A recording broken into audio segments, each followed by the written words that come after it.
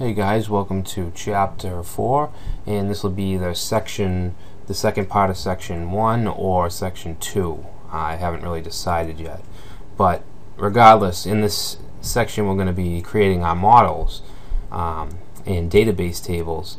So if you can recall, we've talked about MVC quite a bit, which is Model View Controller, and we created a home controller for our home page, and we also created a post controller, and in that controller we also created a couple post related views. So we have our controllers and views set for the posts. Now what we need to do is create the model which will interact with the database. So the first thing we need to do is open up our shell prompt. You can click on the git bash icon. That should have came with the Heroku tool belt, I believe. And when you open it, it puts you in your user directory, and that's not where you want to be. If you're on Windows, you want to be in your sites folder and then in your app folder. So let's change directory to the C drive sites folder, and then one more time we want to switch to my Ruby blog. And if you list the contents, it should look like this. So what we need to do here is I'm going to first create the categories model, and then we'll do the post model. So before we do that, I actually just want to check on the controller and views. So I'm going to go into sites, my Ruby blog, and just take a look at the app folder and the controllers. So the application controller comes with Rails, and then whatever controllers we add will extend upon that. So we did create a home controller and a post controller, which I'll open now just to refresh my mind. And we've created all the actions. Actually, this doesn't look right. So we get the index, the new, the create. This shouldn't be here, this DEF. So just, if you have that too, just delete that. So we get the edit, the update, the show, and destroy. And all we did was create a instance variable. Any variable with that @ sign in Ruby is a instance variable, and we just put this text in there, and then we went ahead and went in the view, and I think it was the post index view, and then we just echoed out or printed out those instance variables. So what we want to do now is we don't want to define the data in a variable like this. We want our instance variables to grab from the database and use that. So we need to create a model to do that. And we're going to have categories and posts. So I'm just going to create the categories first, and you can generate a model much like you do with a controller by doing Rails G, just G or generate, and then model, and then what you want to call your model. Now this is very important. Your model needs to be singular. Guys, I just recorded and ran it back, and there was no sound on the video, so I have to go back and just show you what commands I used. Okay, so I already ran it. I'm not going to run it again. I'm just going to show you what you should be doing. So we left off at Rails generate model, and the first model we want to create is the category model. So you want to do Rails G model, and then you want to do category. Okay, it's very important that you use singular category, because models are singular and controllers are plural.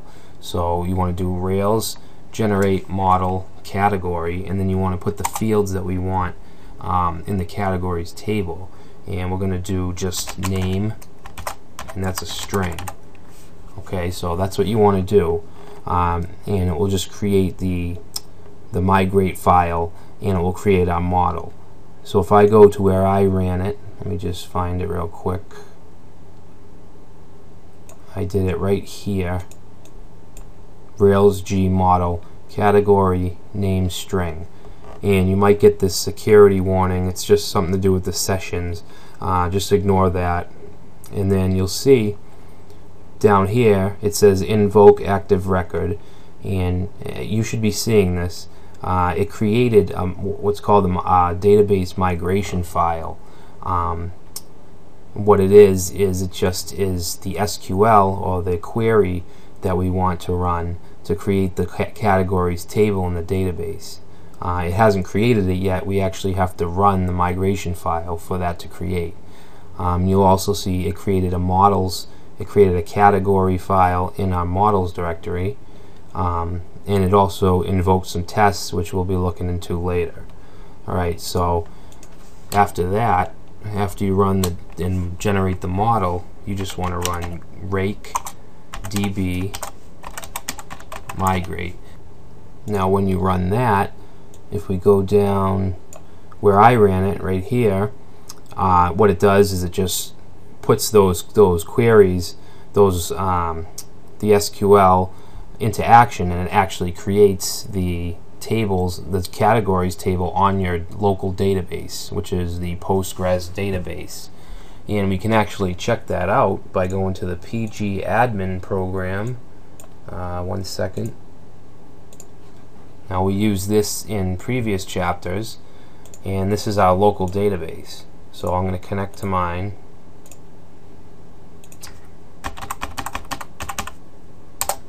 And if we go to databases, it should be the MyRubyBlog database, and we go down to schema, public, and then tables. If we click on tables, you'll see there's our categories table right here. This is what the migration file created. So if you go down, you can actually see the programming that was run to create it. It created the name. This is the name field that we created, as well as the timestamps that I talked about, and it also created a primary key of categories underscore p key. So this is what we would use to identify whatever category we're looking for, which we can also use this in our post table for our posts, because every post will have a category.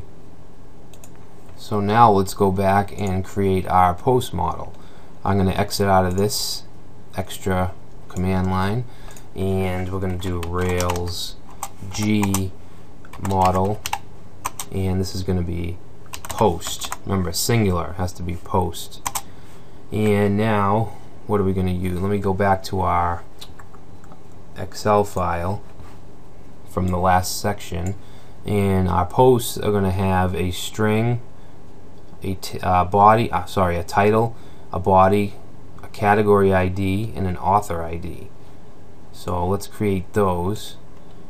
We're going to do that like this.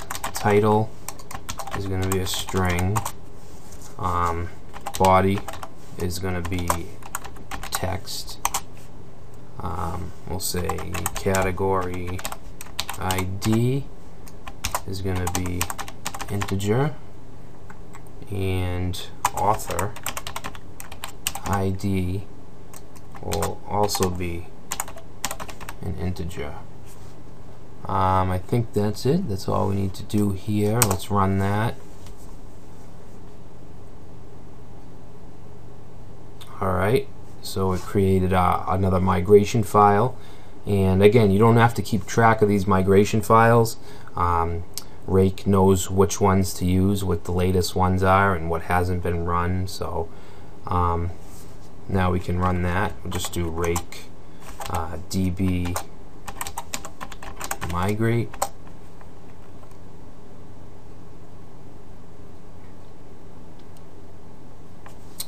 and it created our table. Let's go back to Postgres, whatever you want to call it, and click on tables, and it's not there.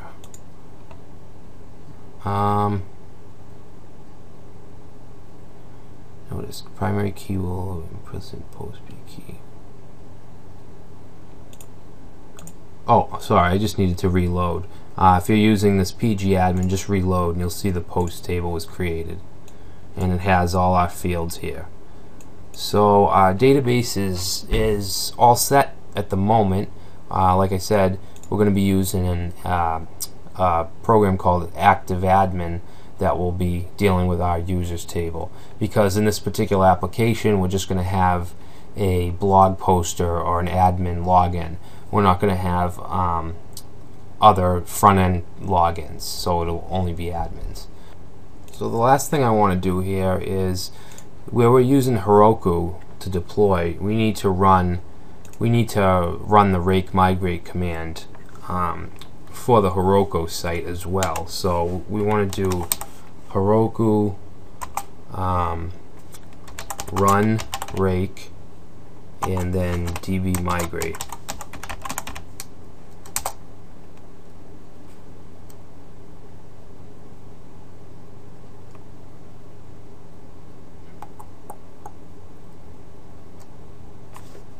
Whoops, sorry about that.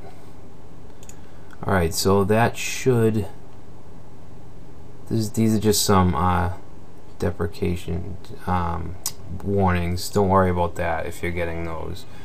And after you run that, we want to let's just push everything to Heroku, so it matches our local site. So we want to do git add all, and then we want to do git commit am, and we'll just say Heroku update. You can write whatever you want here, it's just a comment.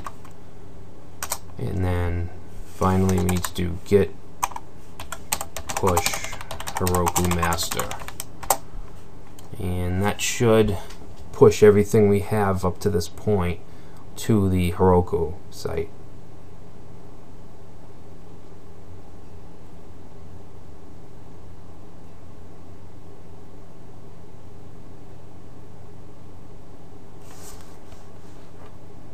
And we can visit our hosted app.